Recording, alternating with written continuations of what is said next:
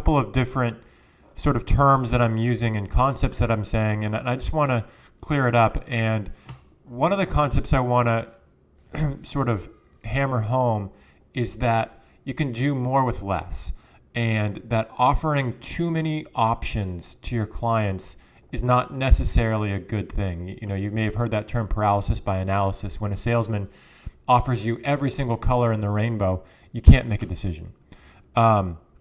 So I think that it's a myth that having more businesses, more services, and more offers, I can tell you more about what I mean by an offer, will make you more money. And this is true with every business owner when I look at other industries, when I, with myself included, is you get shiny object syndrome as a business owner, and you basically keep starting new businesses, adding new services, getting new certifications and expertise constantly over and over and over again. And, and you keep thinking that if you have more products to sell, that you'll make more money. But I actually find the reverse is true. You want to sort of carefully design one or two offers inside a business and focus on that until it's making significant money. And then, there's going to be upsells and downsells, but you almost need to actively sort of not do and cut out all these other offers that you might end up with in your, as you go through your career. So, I look at a lot of horse trainers and they end up like this. Maybe they've got a riding academy. They've got a couple lesson horses. That in itself is almost its own business, a riding academy but they have 2 or 3 lesson horses. The riding academy, it has all these different offers. I'm going to call this an offer. An offer is, here is what I will provide, and this is how much it costs, and here's the benefit to you. That would be an offer, right? So I offer you a 10-pack, a 12-pack, a 15-pack. We've also got a 17-pack, and you look at their price list, and it's like, whoa, okay, so there's 20 different offers inside this one business.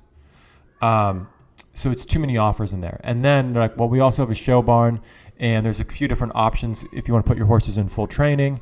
And this in itself, I consider it almost like a different business.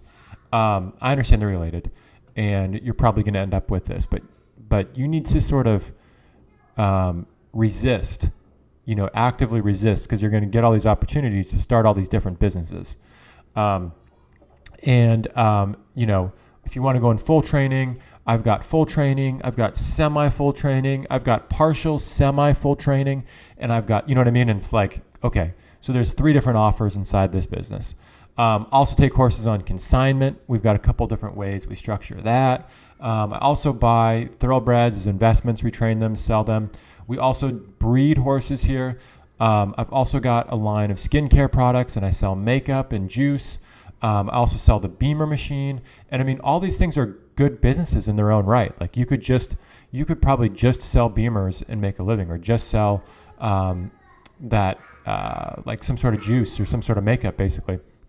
Those are decent businesses if you focused on them. We do summer camp and homeschool, and I know I promote doing those businesses, but I just want to clarify that you have to focus on something and get it going before you add anything else.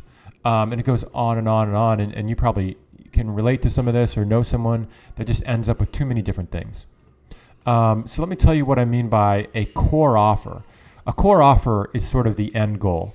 And this is what I'm saying, what I would consider focusing on as an end goal is getting your clients into maybe just one of 2 different subscription programs in a riding academy, where you can ultimately down the road maybe have instructors that are teaching the lessons, and you're owning this.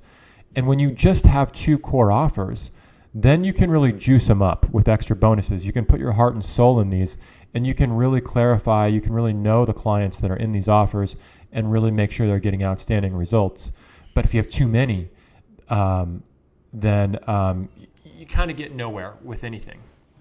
So that's what I mean by, I made a comment the other day that focus on having 1 or 2 core offers in your business and ignore all the other stuff that's going on in your life until these reach a predetermined goal. Okay. So you might say, I want to make 10 grand a month just off these two core things. And that might be done with like 20 lesson horses and just be rocking this one core offer. Don't get hung up on my goal, my example goal. You might have a different goal. You might be in a different market. But I mean, that's what I would try to do. I would say, you know what? Like I can import horses. Like, and I think of all the different things I've done in my business and in my career. But at a certain point, focus on two things. And don't stop until these things are making you 10 grand a month. The reason why I like these core offers is because you're going to be able to hire an instructor probably that can help you with these, or you might do them yourself and might enjoy them. But I think this is a good win-win deal. It's a good deal for the client. It's a good deal for you. And you've heard me go on and on about you can market these endlessly. So that's what I mean by having two core offers. Now, with that being said, you're probably going to have to create more offers, okay? And I don't like that, but that's just what I see as the reality. And the other offers you create with reluctance are just designed to get people into the end game here. I understand that beginners need private lessons because these are group lessons, right? So group lesson subscription programs, I think, should be your end game. So the other offers that you create are just designed to get people into one of these offers, and they kind of expire, or you do them reluctantly, and then once you have these things cranking, and you've got 50 people in these things, then you might open things up, and it's almost like hobby businesses. And if they happen, great. If they don't, if you sell a beamer, great. If you sell a horse, great. If you don't, no big deal. But I don't want you to be one of those horse trainers that's like, you got to buy a beamer and you got to buy my horse or I'm screwed. So then I want to talk to you about a different concept. This is a marketing concept here. And I call this a client acquisition event. An example might be a clinic. It might be horse movie night. It might be a horse show. It might be pony rides. It might be food trucks. It could be an exhibition. It could be a live stream party where you live stream the Hunter Derby. It could be a guest speaker, a veterinarian. This is where you really want to think of your ideal client and what type of event would just draw them in like honey, so that the only people that are really going to show up here are going to kind of be your ideal clients. You're going to get them all in one place. It could be a webinar, depending on the topic, right? So you draw people in here and you invite them with Facebook ads maybe and organic social media. And then at that event, you're going to ask them, you're going to get them into an introductory offer, right? So you might have this event, and this is what we have to design. We have to design subscription program A. How much does it cost? What are they getting? And automate as much of it as possible with the scheduling, the payment, the invoicing, and make it just a clean offer. Really easy to collect the money, really easy to schedule it, really easy to deliver it, scalable. Subscription B. So you got to design that, and you might have, this is the offer where I'm not crazy about having to offer this, but I understand that there need to be some sort of transition. So at this event, you might say, hey guys, everybody at this event, you guys can all buy a pack. This is not offered on my website. You can't find this anywhere, but only for tonight, you can get a one-time 3-pack lesson for $99.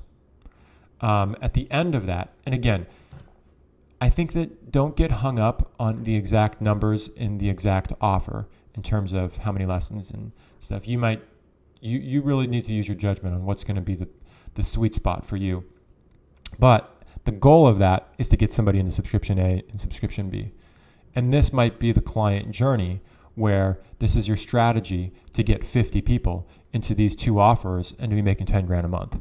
And to know your numbers. What is it? Is it 50 or is it 60 or is it 30? What is your pricing? What is your end game? And how quickly are we going to do that? And so that might be, so I got a question of what are some examples of some core offers? And then the client started listing what I consider client acquisition events. So I wanted to clear up these terms and this strategy. And then I've also got clients that just do it like this. They've got Facebook ads that go straight here. They don't do a client acquisition event, and it's working just fine.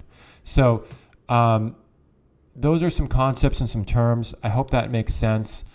Some of the takeaways: focus on one or two core offers and see this as your end game, beefing these up until they're making good money. And then we might add some bells and whistles. But understand, when you look at businesses, generally speaking, they're making 80% of their revenue off of two things. And they might offer a ton of different things, but you got to know what are sort of your core offers that you want to focus on in your business.